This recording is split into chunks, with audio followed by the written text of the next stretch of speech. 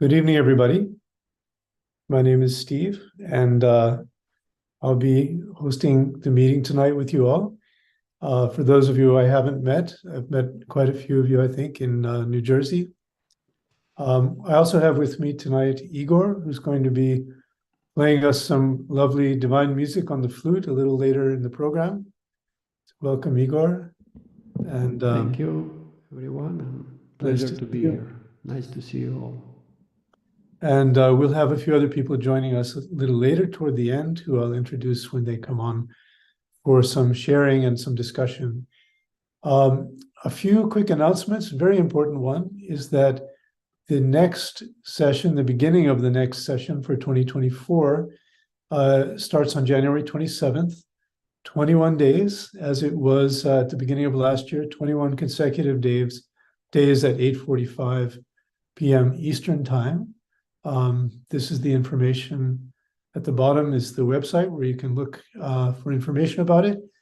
And one of the key things is, of course, we'd like all of you to come back, whether it's for your continued growth or whether it's for you to help to bring this to new people who are joining us for the first time. So we would encourage you to ask your friends and family to join too. If you've enjoyed this, please bring in anyone you'd like to have to join us. So today, the topic of the day is benevolence. And as you saw on some of the information, the slides and the quotes at the beginning of the presentation a few minutes ago, we are looking at, it says developing an attitude of benevolence.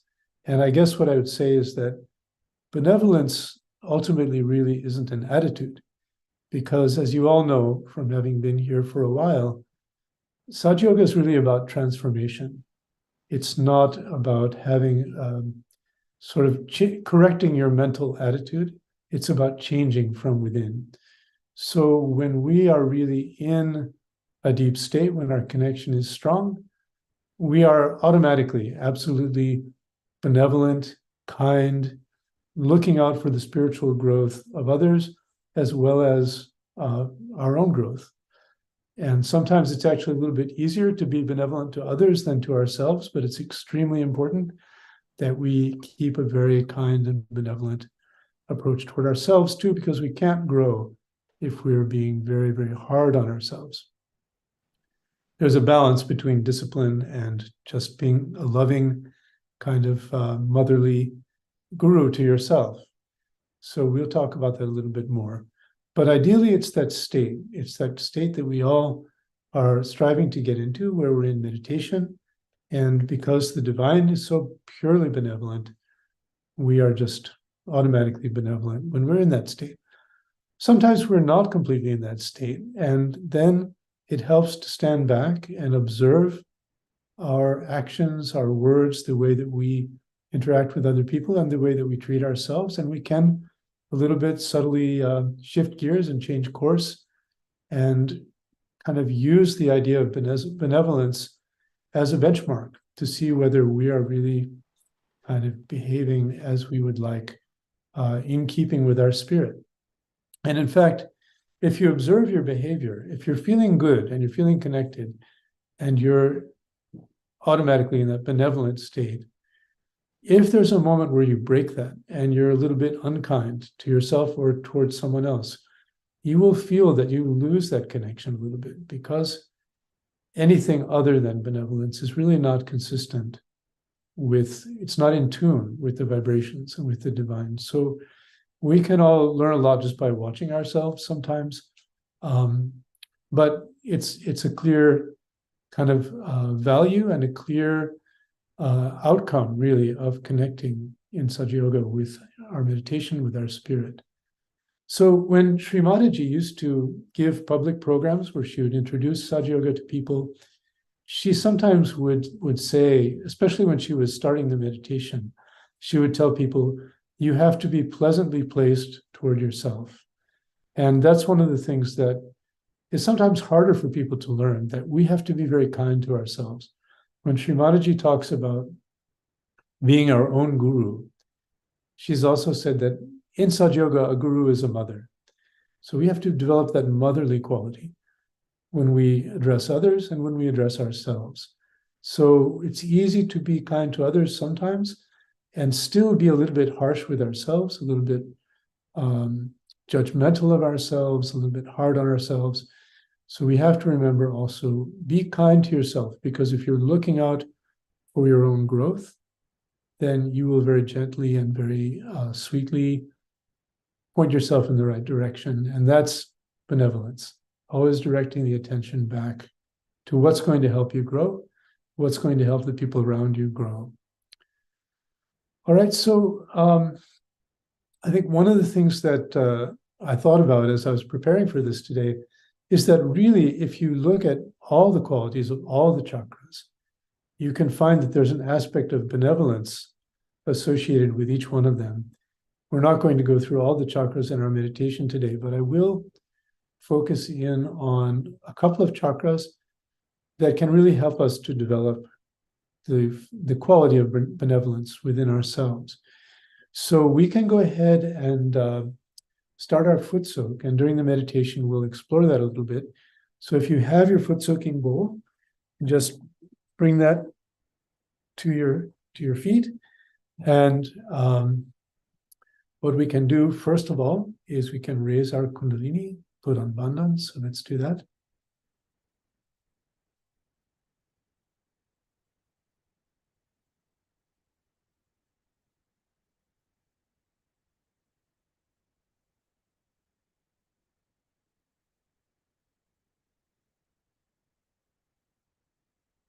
And we do it a little slowly, as a profound gesture, really trying to feel it, really trying to tune into those vibrations that we are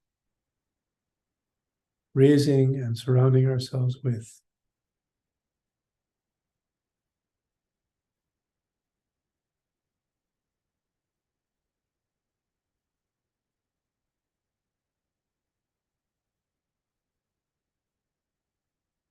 We can also now put our right hand toward the water and our left hand on our lap, and just give vibrations to the Footsoak water. And we can ask inside, Mother, please vibrate this water and this salt so that it's very powerful for clearing my chakras.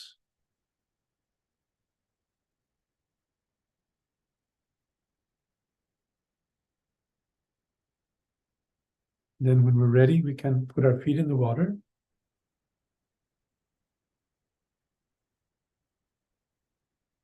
We can close our eyes with our hands open. And let's just take a moment to settle in, to allow our attention to gradually transition from being on the outside, reacting to what's going on around us, to becoming aware of what's going on the inside.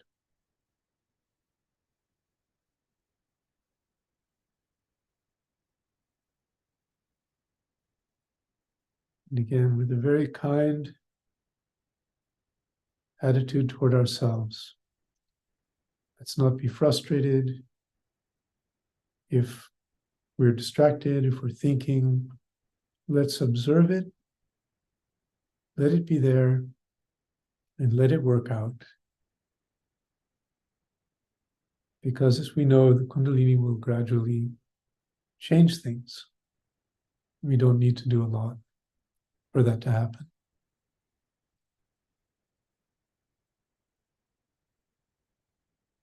So just for a minute or two, let's observe our breathing. We don't have to change it.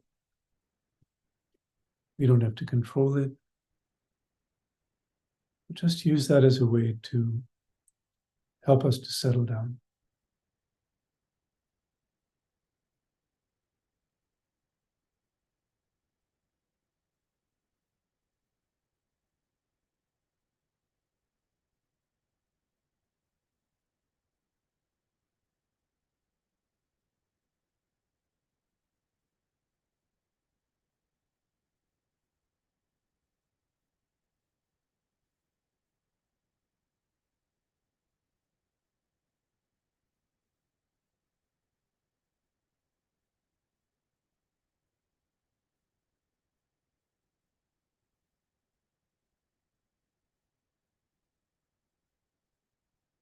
And let's begin to be aware of what's going on inside. What do we feel? Maybe we feel peaceful and quiet. Maybe we're thinking. Maybe our attention is not fully with the meditation yet. That's fine. Just let it be that way. Let's be aware of it. And let's observe how it changes gradually.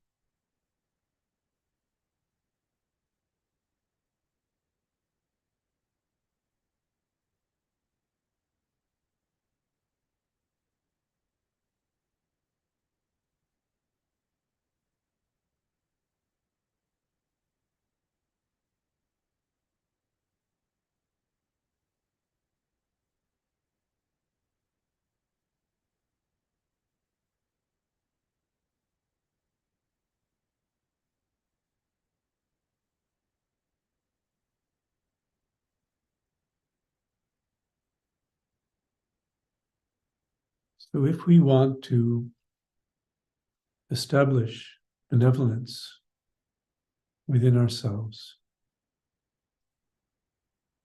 a really good place to start is with the first chakra, the Muladhara chakra. It's the chakra of innocence. It's the chakra of wisdom. It's the chakra of discretion. And without those fundamental qualities, we really can't reach that benevolence. We can't imbibe it and we can't express it fully. So let's put our attention on the first chakra at the base of the spine.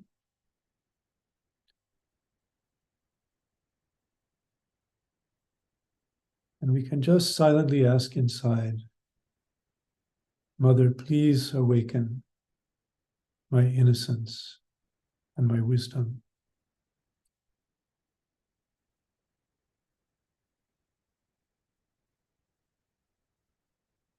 Mother, please awaken my innocence and my wisdom.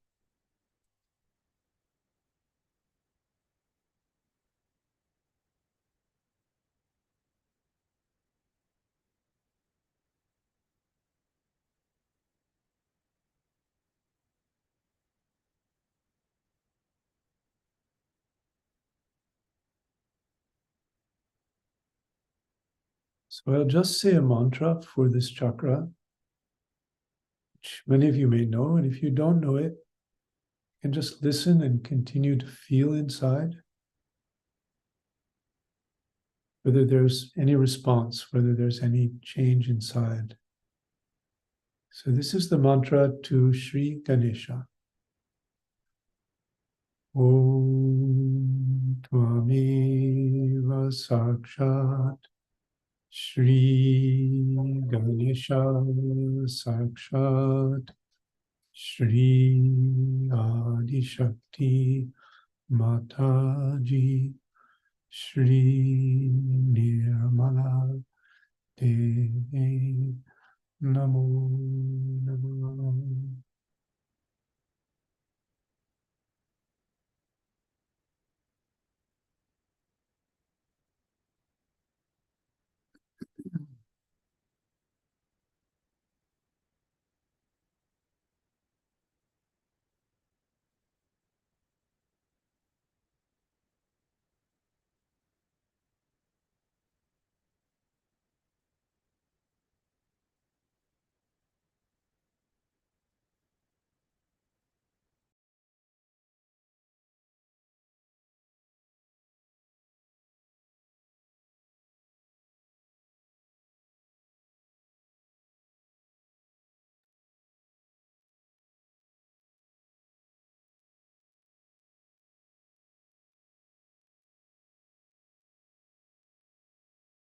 Now we can bring our left hand to the right heart chakra, which is on the right side of the chest.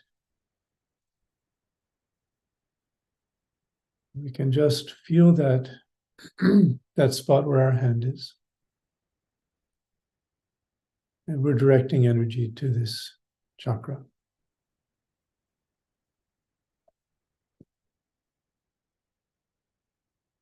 We can feel our breathing under our hand.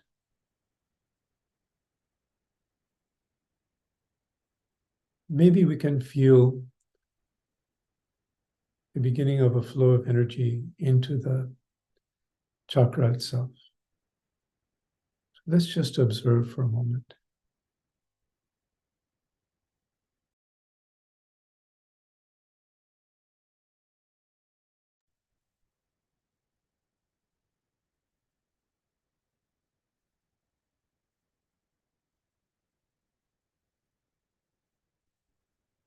So Shri Mataji has explained to us that this is the chakra of the fatherly qualities within us. And she described that whether we're a man or a woman, we have the motherly and the fatherly qualities within us. And one of the fatherly qualities that she described is the quality of benevolence, of really looking out for the well-being of the people around us. That sort of fatherly kindness, where we make sure everybody is all right.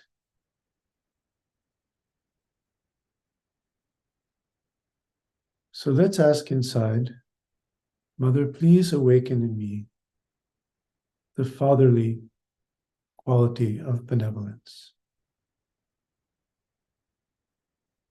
Please awaken in me the fatherly quality of benevolence.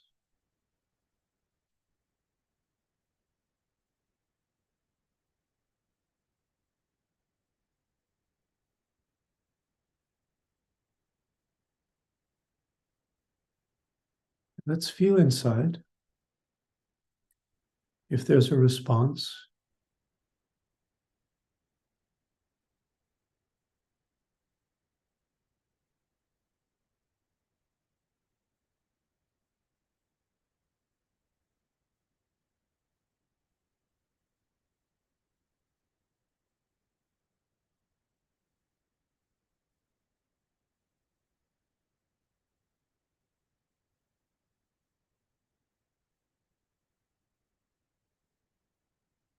And again, I will say a mantra for this chakra, which you're all welcome to say with me if you know it. It's the mantra to Shri Sita Rama, specifically for the right heart chakra. Om Tvameva Sakshat Shri Sita Rama Sakshat Shri Adi Shakti Mataji Shri Nirmala Devi Namo Namah.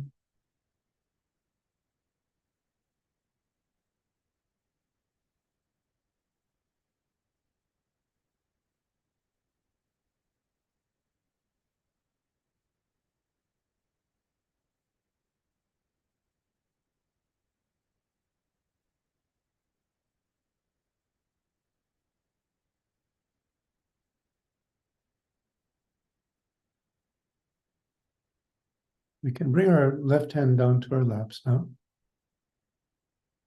And let's put our, our right hand on the Vishuddhi chakra at the base of the throat.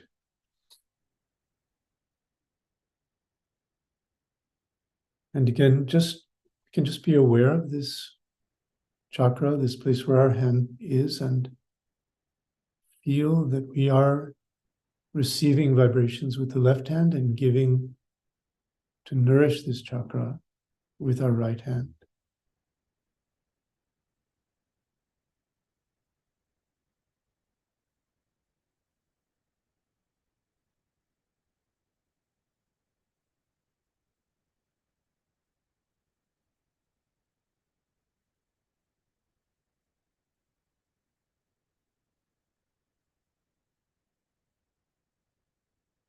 So one of the many qualities of this chakra is that it gives us the perception and the reality, the awareness that we are one with the whole, that we are one with each other, that we are one with all of creation.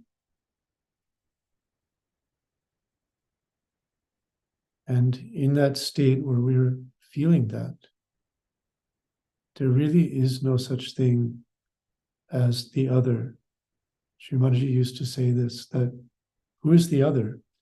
Because we're all part of one body, one universal entity when we're in this state. So let's say inside, Mother, I am part and parcel of the whole. Mother, I am part and parcel of the whole.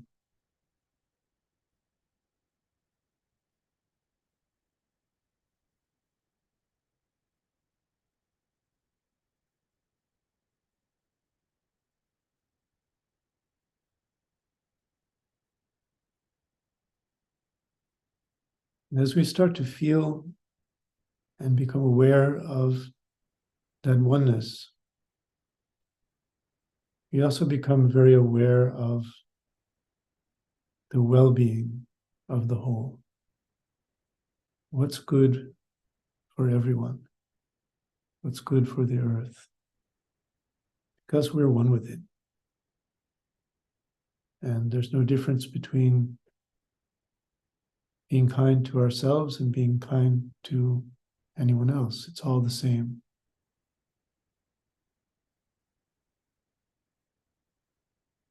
So we can also ask, Mother, please let me feel my oneness with all of creation.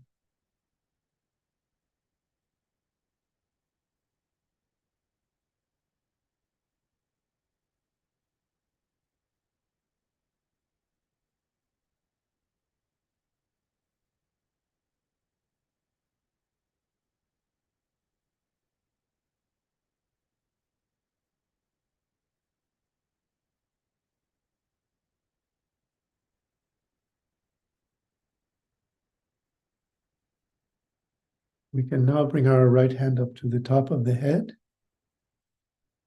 We can just allow our attention to go to that spot, to feel the pressure of our hand on the top of the head.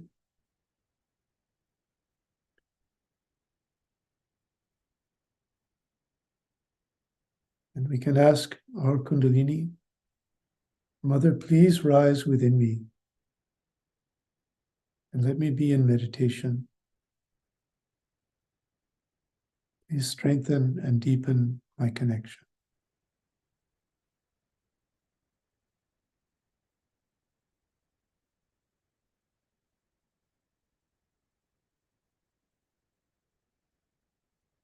We can raise the hand up above the head, see where we feel the flow of the Kundalini.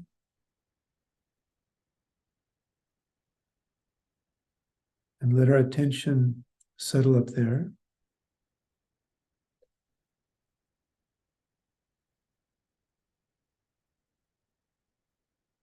And we can also try it with the other hand and see where we feel it above the head with the other hand.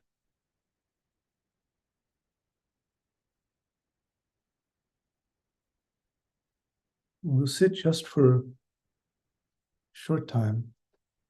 We can bring our hands back down to our laps. Let our attention be at the top of the head. Just sit silently, just for a minute. Just enjoy the silence.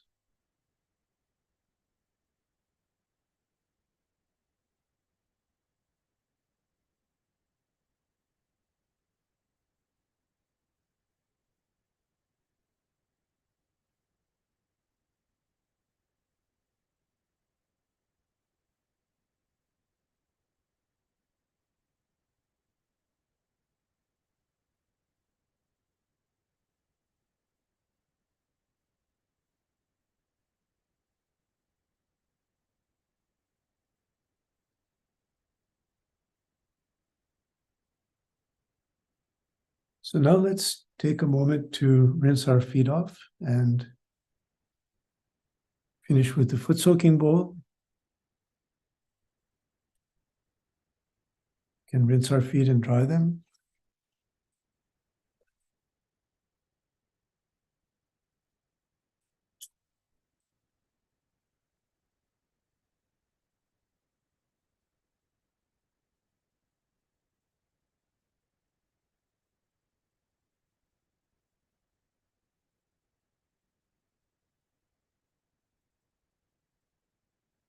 And just put it aside. Can empty it out later. So we're going to now move to watching the video of Shri Mataji. So let's bring our attention back up to the top of the head.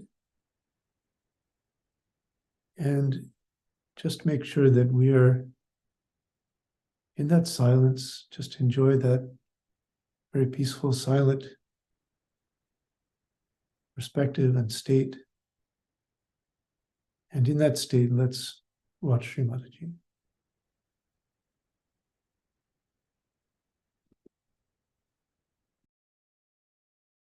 We have to understand that we have risen above our human awareness. And at that level, we were different. And at this new awareness, we are different people. And all our priorities must change. Our value system has to change. And if it has not changed automatically, we have to little bit deliberately work it out. Or else, we have to see that we become really the spirit, and no more of all the falsehood of human awareness should be attached to us, or we should be bothered about. If you see the principle of everything as I see the principle of everything. Now the human endeavor, whatever it is based on gathering property. Whether it is communism or it is democracy or socialism or anything, it's all going round and round the point of property. Property, that may be land, that may be money, that may be anything. All economic activity surrounds that one point is property. So the democracy, though it's a political organization or political theory, actually is based on something very economical thing called property. Then same about communism, we can say, is the same thing, to how to distribute the property, how to have the property equally, how to make everybody self-sufficient. But as soon as you become a realized soul, you have to know that your properties and your priorities are very different. Your property is your spirit, and your priorities are where you can manifest your spirit and can feel the spirit of others. So the whole concept that was so far obstructing you and limiting your understanding changes into an unlimited area where you start thinking of the spirit. Now, in that concept of the spirit, the property of the spirit is twofold. One, in its nature. The nature of the spirit is, as we call it, Satchidanand. Means it is the joy, then is the truth. It tells you the truth all the time. It gives you discretion, divine discretion. And Chit, the attention that acts, that works, that gives you all the information. So you have got the nature of the spirit just felt within yourself. But on the other side, what does it want? Or what are its duties? Or why to be the spirit is? Such questions arise later on when we are about to enter into the kingdom of God. Why to enter into the kingdom of God? So in outside, we can say, or the manifestation of the spirit is that it is benevolent, it is hitakari, it gives benevolence to others. It gives you benevolence and it gives benevolence to others also. The only joy in that is benevolence. And you think of all these material things which are so important otherwise, as if they are for giving it to someone just to express your love. So the benevolence that comes through love. Benevolence doesn't come through oppression or suppression or by intimidation, but it comes only through love. And if you have faith in your love, you can work it out. Everybody has his own role to play. Everybody has his own style to work out. But it has to be for the benevolence of the whole and not of an individual. Once you realize that, such a person becomes extremely humble, extremely conducive, and he can articulate in a very beautiful manner with other people, and you never feel that he is your boss, but you feel he's your father, is looking after you with love and affection. But in that love, there's no expectation at all except that of giving. And this giving is the most beautiful thing Sahaja can do.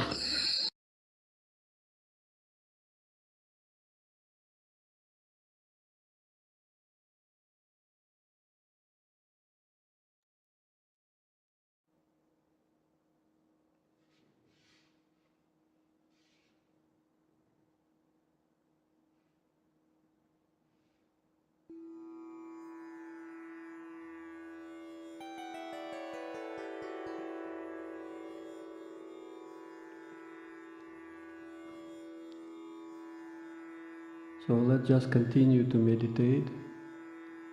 Keep our eyes closed and try to absorb the music through the top of our head in the thoughtless state.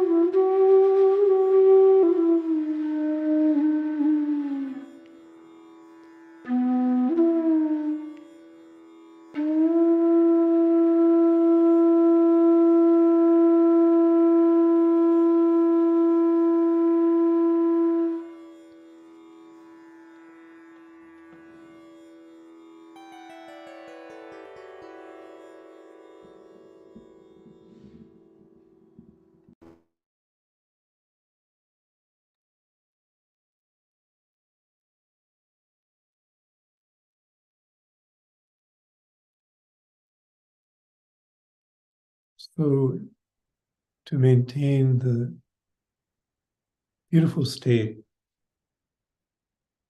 that was so lovingly created in the performance by Igor, let's keep our attention in the Sahasrara at the top of the head.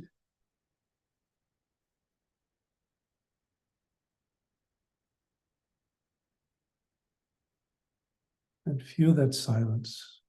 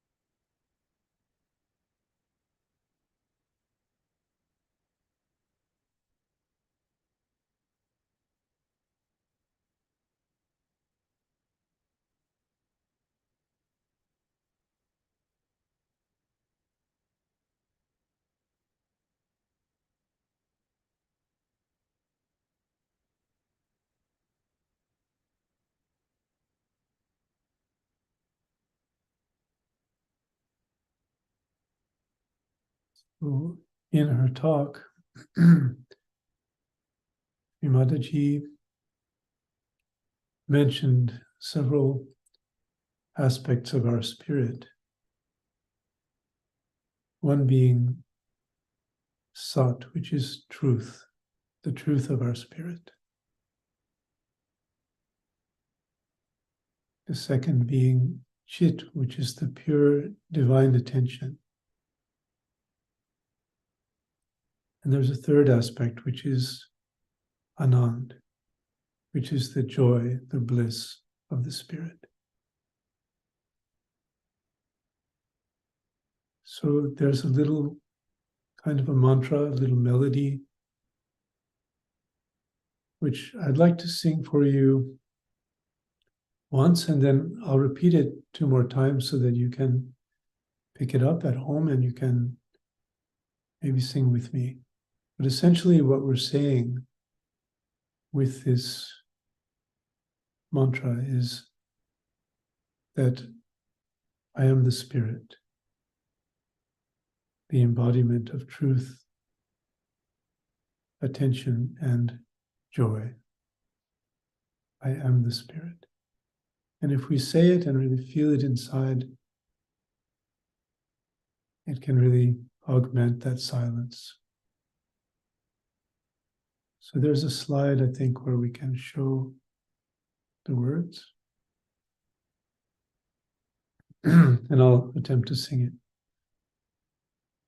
Sat Chitananda Rupam Shivoham Shivoham Sat Satchitananda Rupam Shivam Shivam.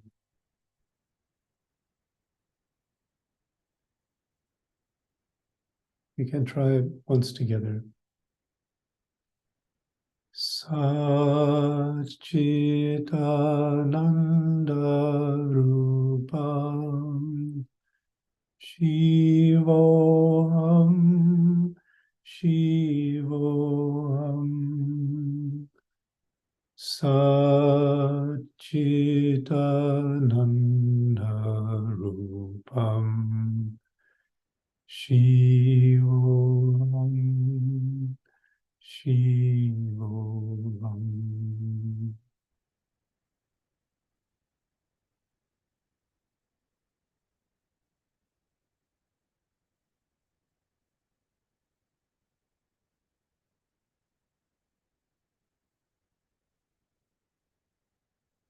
We'll leave it there and just feel the silence of our spirit.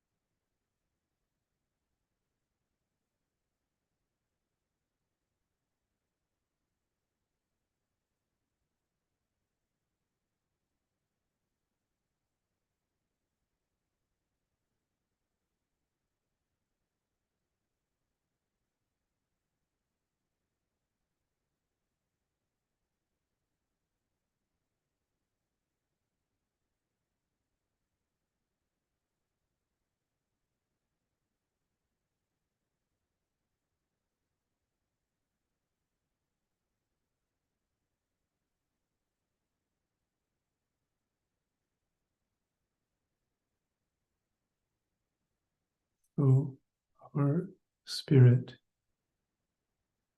is that silence and is that love and that pure benevolence that we can feel.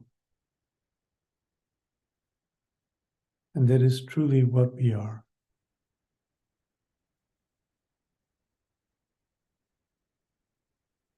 So when we say, I am the Spirit, it's a very vast thing. And it's our reality.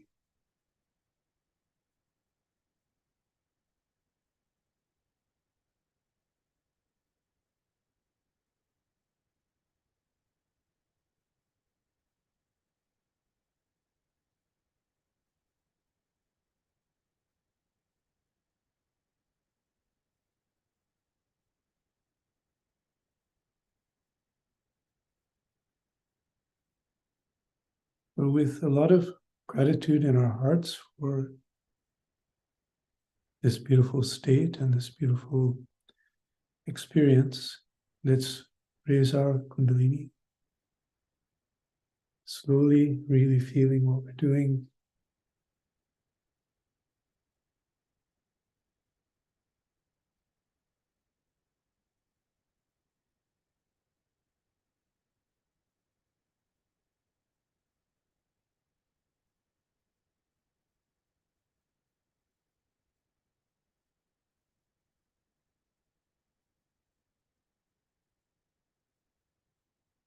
And let's do the bandhan again.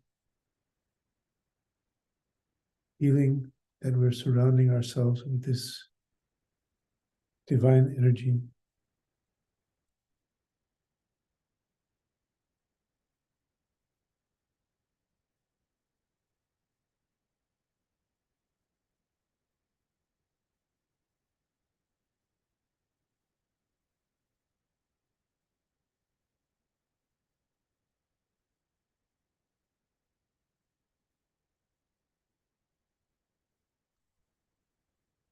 And if you'd like to, I like to just put my hands together and in front of my heart and bow to my spirit, bow to my Kundalini, and also to thank Shri Mataji for sharing all of this with us, for making it available to us. Just feel that gratitude.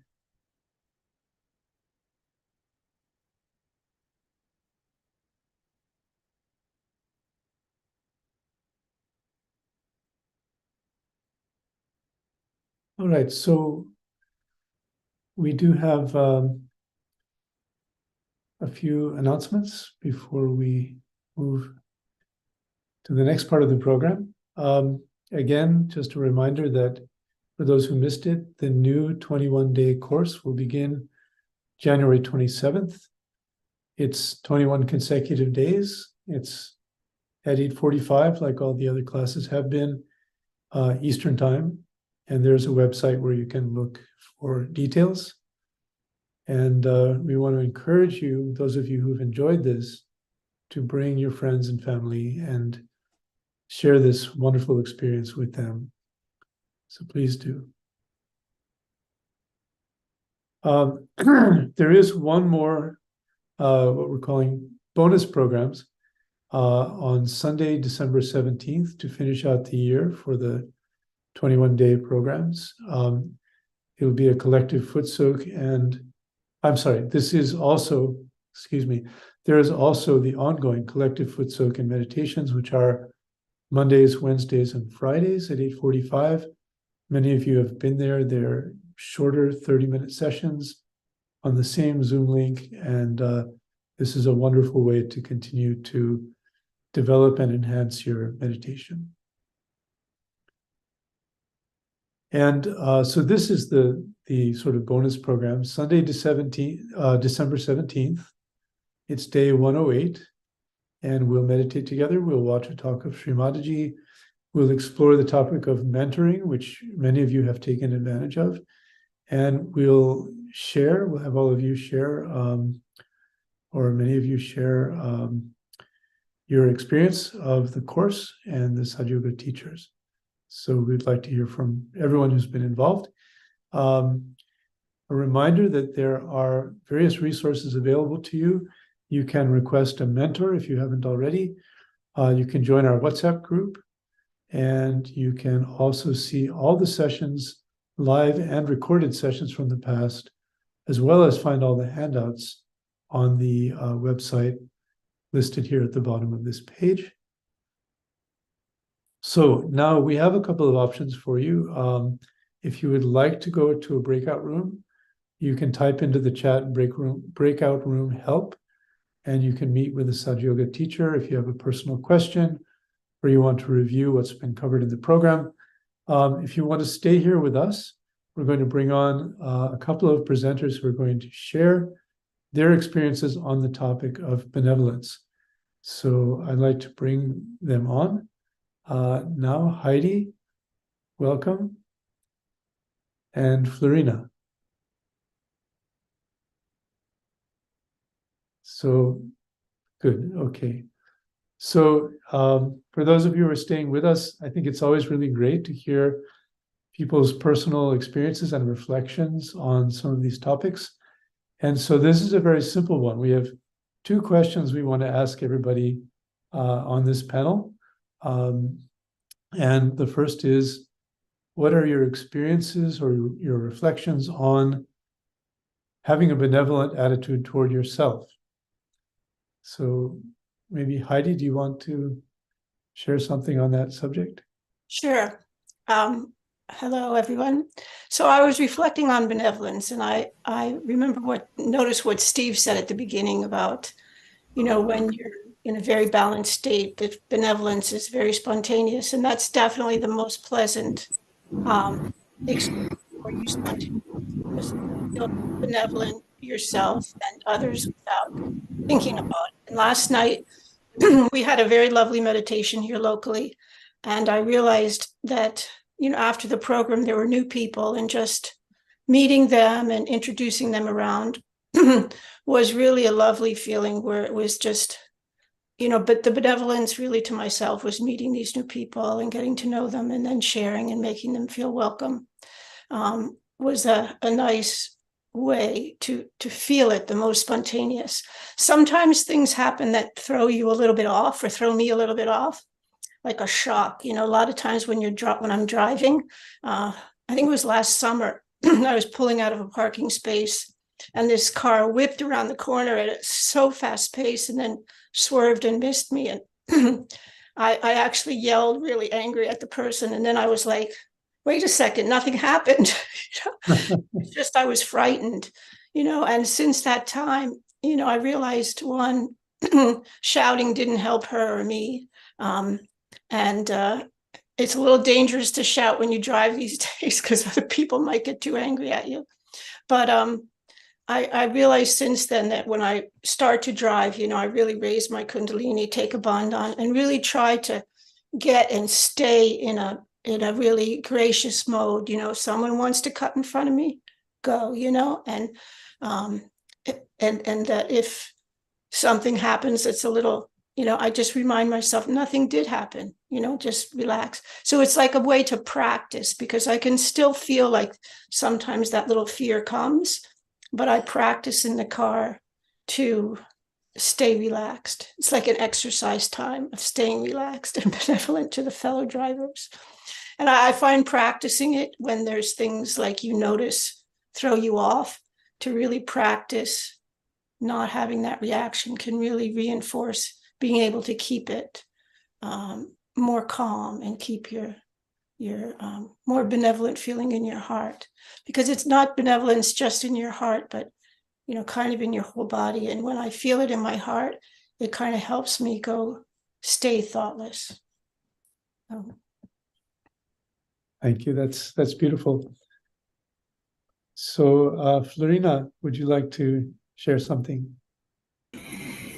Well, I'm a teacher by profession, or at least by work, and in the classroom sometimes I have disturbing elements, like people may talk or may And so there's one student, she came in a few weeks ago. She came to the class, and she's always talking. She never pays attention. She involves other people in talking as well.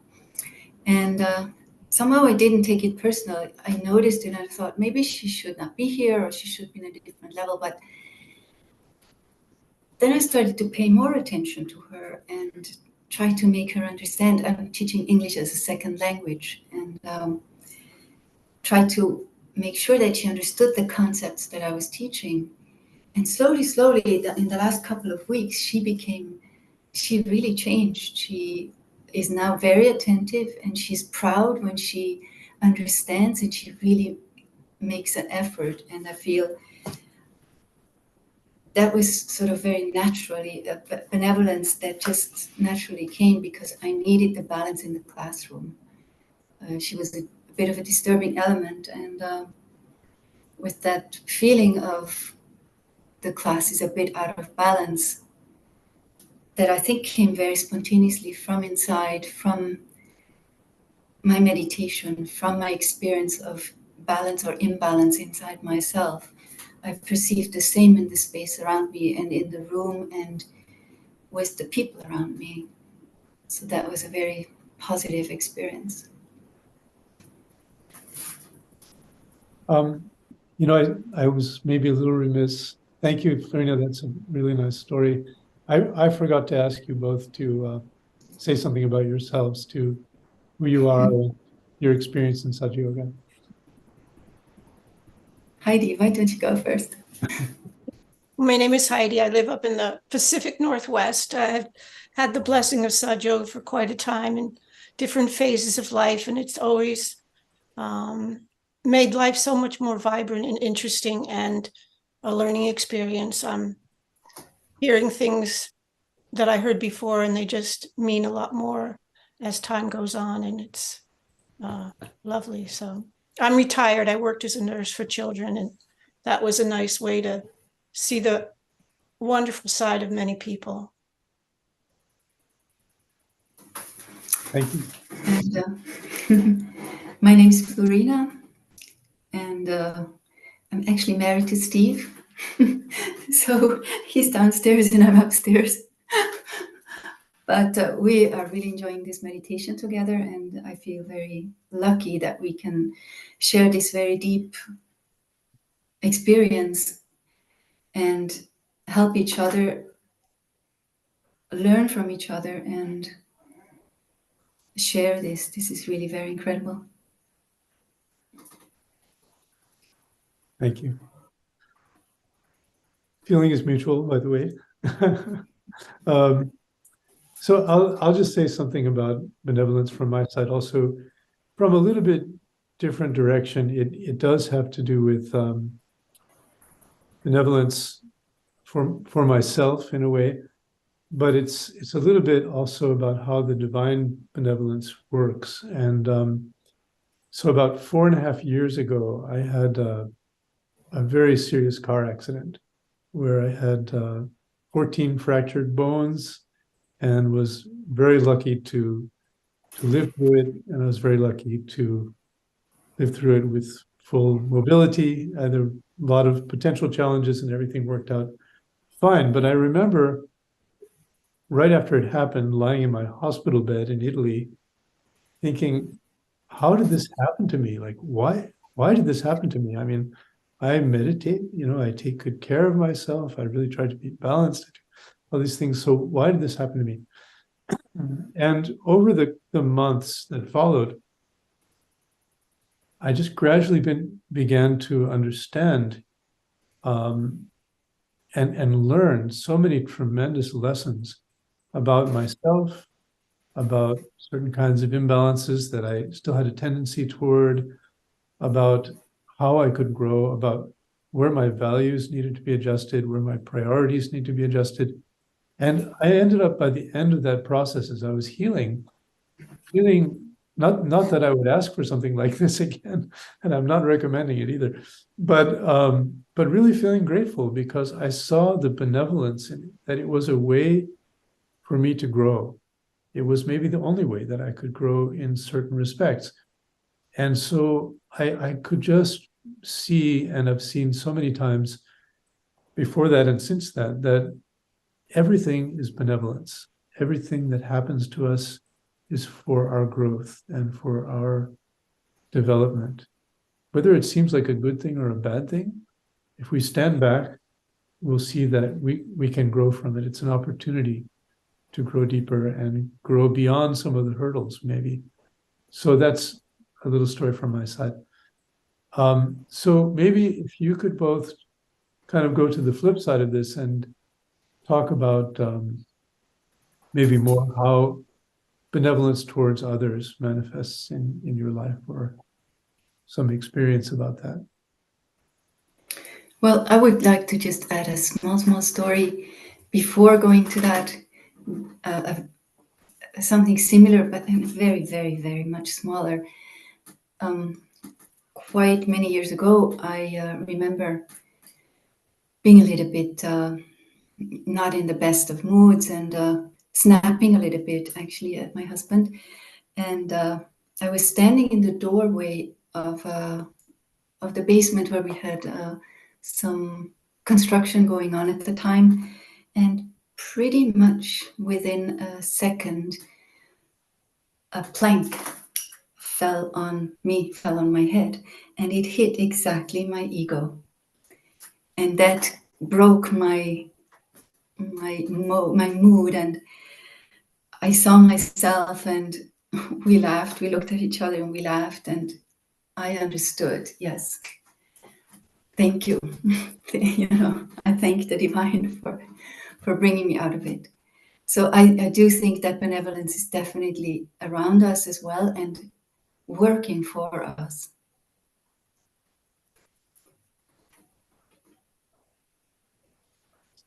Heidi, do you have anything you'd like to say about benevolence for others?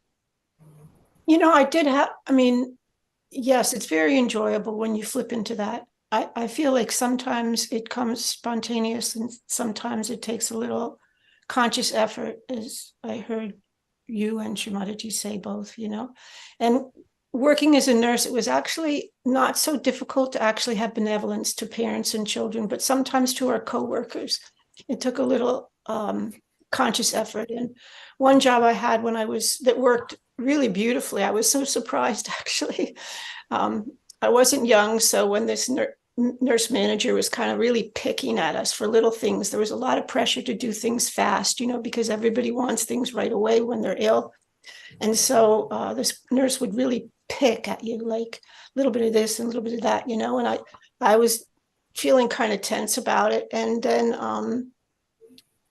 I remembered actually that my son was in the Marines, and I said, he handles this nitpicking stuff, with this bravery. And I said, I can do it too. And so I said, I'm just going to be nice and really relax, and just be nice, because I did see she wasn't a mean person at all. She was actually super conscientious, and she'd work in a very critical, medically critical area where she had to be super on the ball. So she was actually doing this from good-heartedness. She just got carried away. And it bothered a lot of other people besides myself. Some people even quit. But I feel like somehow in my heart, because I saw that she was actually a very good person, that she was doing this out of her goodness. And then actually we had a little holiday break, and she came back and she was like, I just realized that I've been driving everybody else crazy. I'm driving myself crazy. I just don't think management's good for me. I'm just going to be, rejoin the staff. And she was so sweet. She was like the nicest person in the world. Wow. So it was really beautiful to see that transformation, because I know in the world of psychology, they say you only change other people by changing yourself.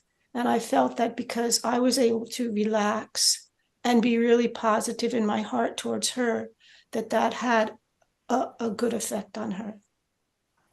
Much less dramatic than yours, Steve. I agree with those stories of dramatic things happening, but sometimes we have to a little bit be aware that it's for our good and try to see the good, pause and do that. Sometimes it happens more spontaneously, but. Yeah, I should make the point too that it's not always dramatic, and it's not always something bad happening to you. It's often something very good happening to you for your benevolence that you enjoy and you appreciate. That was just my situation was a hard lesson, but they're not all like that. It's true. Like I live in the Pacific Northwest, and I just walk around because the sky is so beautiful, the water is so beautiful, and I'm just in awe of the flowers and everything the divine has done to make the world beautiful. And that's a nice way to feel benevolent, the benevolence. Absolutely. And Florina, did you have another story you wanted to tell, or another? No, not necessarily, but not a story necessarily, but I think in the very beginning I was told that the Kundalini is my mother and she is entirely benevolent, and you can never use her for something that is malevolent, or she just doesn't work that way. And somehow that really, I immediately believed, or I immediately felt that to be true. I immediately trusted that. And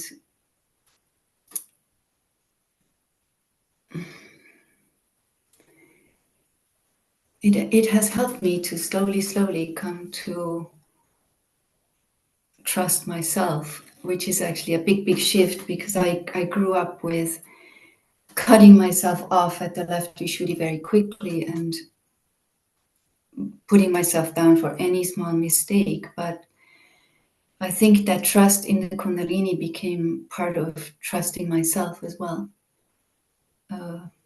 Deeply benevolent, actually.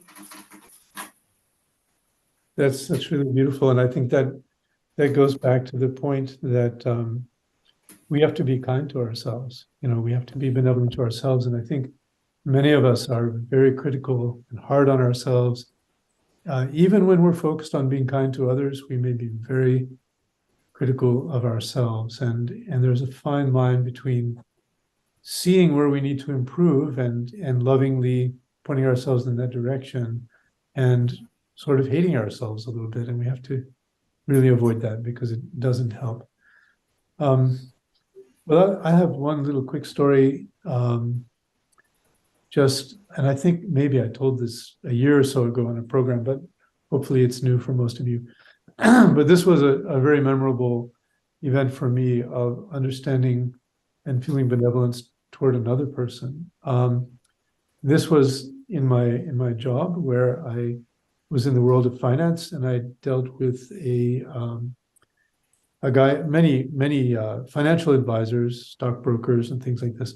And I often had to deal with this one guy who was abusive. He was really, really rude, mean, and unpleasant to talk to every time.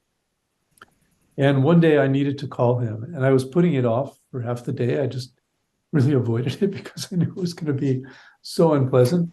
And I thought, you know how to give a bandhan, you know how to use your vibrations. So why don't you give the guy a bandhan? So you all know you can write something or a person's name on your hand, on your left hand, and you can give it a bandhan like this. And you're putting it in the attention of the divine. So I gave his name a bandhan, and I felt this burning sensation in my left Vishuddhi finger, which is the feeling of guilt. And in that moment, I had this realization: he's obnoxious because he hates himself, not because he hates me.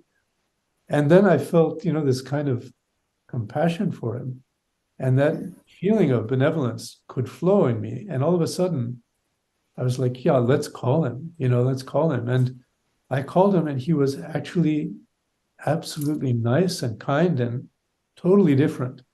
And so somehow that whole thing, it worked. Like that bandhan worked, that the way that it awakened my compassion and my benevolence, it worked on him. And it was so beautiful. It was something I often remember. So it can really work like that. It's very subtle and powerful. Yeah. And I'm really glad you told that story. Percent power. Sorry about that.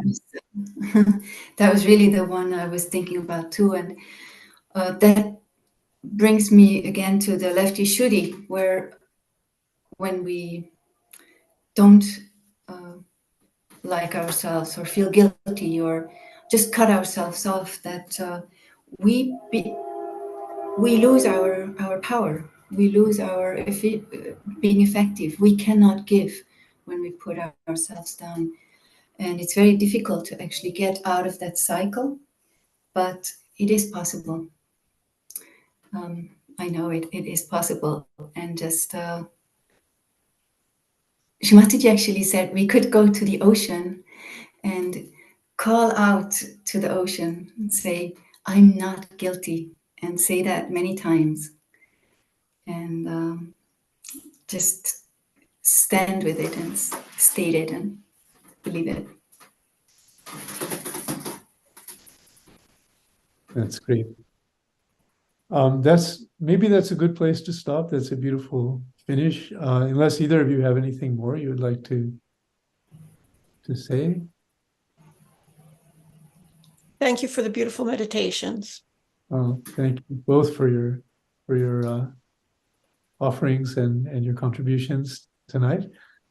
So I guess with that, I'll just say thank you all for being here. It's been a real pleasure to be with you again and to meditate with you.